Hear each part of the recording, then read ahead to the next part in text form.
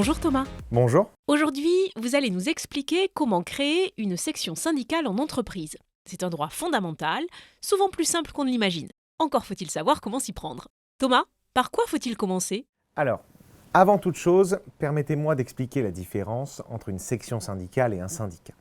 Un syndicat, comme par exemple la CFE-CGC, c'est une organisation structurée reconnue au niveau national ou professionnel. La section syndicale, elle, c'est son relais dans l'entreprise. Elle permet aux salariés de s'organiser, de se faire entendre et de défendre leurs droits au plus près du terrain. Et donc, quel est le mode d'emploi pour en créer une ? Il suffit de 2 adhérents dans l'entreprise. Et peu importe si le syndicat choisi est dit représentatif, c'est-à-dire qu'il a obtenu au moins 10% des voix aux dernières élections professionnelles ou non. Il est aussi recommandé d'informer l'employeur par écrit de la création de la section, mais ce n'est pas obligatoire. Cela clarifie simplement les choses. Enfin, je précise que les adhésions peuvent rester confidentielles.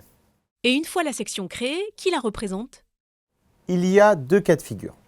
Soit le syndicat n'est pas encore représentatif et un représentant de la section syndicale, ou RSS, est désigné. Celui-ci dispose de 4 heures de délégation par mois pour organiser, informer et défendre les droits de ses collègues. Soit le syndicat est représentatif, c'est-à-dire qu'il a obtenu au moins 10% des voix aux élections. Et il peut nommer un délégué syndical ou DS. Le DS organise, informe, défend les droits et propose des évolutions. Il négocie aussi avec l'employeur. Bref, il bénéficie de plus de moyens et d'un rôle renforcé. Selon vous, quelles sont les clés pour bien démarrer une section ? Je vois 3 points essentiels. Tout d'abord, une équipe solide et diversifiée, représentative des salariés de l'entreprise.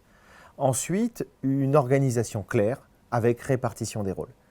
Et enfin, la formation pour gagner en crédibilité et en efficacité sur des sujets variés, comme les comptes, l'épargne ou encore le harcèlement. Et comment gagner les élections professionnelles ?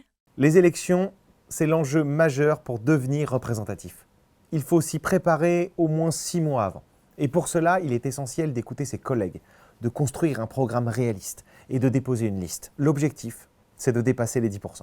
Après les élections, que se passe-t-il ? Dans un syndicat non représentatif, si le RSS a obtenu moins de 10%, il ne pourra pas être renouvelé. À partir de 10%, il deviendra DS et accédera à plus de droits. La taille de l'entreprise joue aussi. Dès 200 salariés, l'employeur doit fournir un local commun. Et à partir de 1000 salariés, chaque section a son propre local.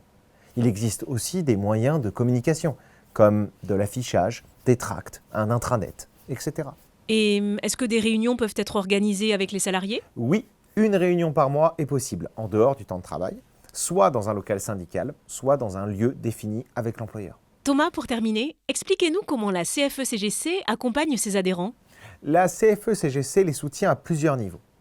Pour créer une section, pour rédiger les courriers, préparer les élections, répondre aux questions juridiques et pour les former s'ils ont un mandat syndical. Merci Thomas. Finalement, créer une section syndicale, c'est un peu comme réussir une recette de cuisine.